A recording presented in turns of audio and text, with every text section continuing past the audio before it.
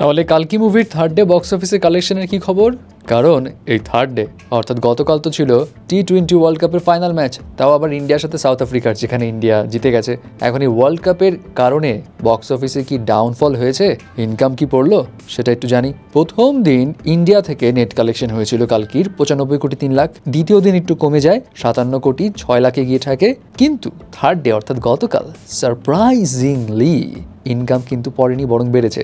Second date থেকে income বেড়ে যায় এবং থার্ড ডেতে ইনকাম দাঁড়ায় 64 কোটি 5 লাখ রুপিতে। এখানে বলে রাখা ভালো, এই 64 কোটি 5 লাখ রুপির মধ্য থেকে তেলুগু ইন্ডাস্ট্রি থেকে কামিয়েছে 30 কোটি 65 লাখ, তামিল থেকে 5 কোটি, হিন্দি থেকে 26 কোটিরও বেশি, কর্ণাটকা থেকে 45 লাখ এবং মালায়ালাম থেকে 2 কোটি 4 লাখ। তেলুগু ইন্ডাস্ট্রির যেহেতু মুভি, সো তেলুগু ইন্ডাস্ট্রি থেকে ভালো ইনকাম করবে সেটা তো স্বাভাবিক, কিন্তু এই মুভিটা হিন্দি বক্স অফিসে সারপ্রাইজিংলি খুব ভালো একটা দাপট ধরে রেখেছে। প্রথম দিন হিন্দিতে কামিয়েছিল 22 কোটি 5 লাখের মতো, দ্বিতীয় দিন হিন্দিতে কামিয়েছে একটু বেশি 23 কোটির মতো, থার্ড ডেতে সেই ইনকামটা আরো বেড়ে গিয়ে দাঁড়ায় 26 কোটিতে। অর্থাৎ হিন্দি বক্স অফিস তো ভালো করছেই, সেই সঙ্গে ওভারঅল ইন্ডিয়ান যে বক্স অফিস কালেকশন সেটাও কিন্তু ওয়ার্ল্ড কাপের কারণে বিন্দুমাত্র কমেনি, বরং বেড়ে গিয়েছে। সো টোটাল নেট কালেকশন 3 দিন মিলিয়ে দাঁড়ায় 275 কোটি রুপি, যার মধ্য দিয়ে সমষ্টিগত আয়ের কথা বললে হিন্দি মার্কেট থেকে কেবলমাত্র 3 দিনে ইনকাম হয়েছে 71 কোটি 5 লাখ রুপির মতো।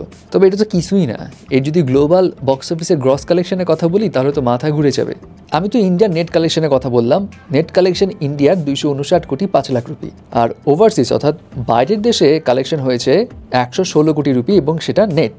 So net collection world wide মানে ইন্ডিয়া এবং বাইরের দেশ মিলিয়ে প্রায় 335 কোটি রুপির মতো। কিন্তু নাগ অশ্বিন কিছুক্ষণ আগে টুইটারে একটা পোস্ট শেয়ার করে, যেখানে সে জানায় কালকি মুভি থার্ড ডেতে 3 দিন মিলিয়ে গ্লোবাল বক্স অফিসে গ্রস কালেকশন করেছে 415 কোটি রুপিরও বেশি, মানে 3 দিনে 415 কোটি রুপির বেশি। ভাবা যায়? আর এর পিছিয়ে রিজন হচ্ছে এই মুভির ওয়ার্ড অফ মাউথ খুব ভালো। হ্যাঁ, নেট দুনিয়ায় অনেক কথা বলছে, বাট অডিয়েন্সরা বের হয়ে ফুললি স্যাটিসফাইড, মানে ম্যাক্সিমাম অডিয়েন্সই স্যাটিসফাইড আর কি। তো যেই জায়গাতে শনিবারে ওয়ার্ল্ড কাপও যেখানে বিন্দুমাত্র এফেক্ট করতে পারেনি, সেই জায়গায় আজকে তো সানডে অফ ডে, তো আজকে ইনকাম কোন লেভেলে যাবে এটাই হচ্ছে দেখার বিষয়। সো দেখা যাক ফোর্থ ডেতে ইতিহাসের মতো কোনো ইনকাম করতে পারে কিনা প্রভাসের কালকি।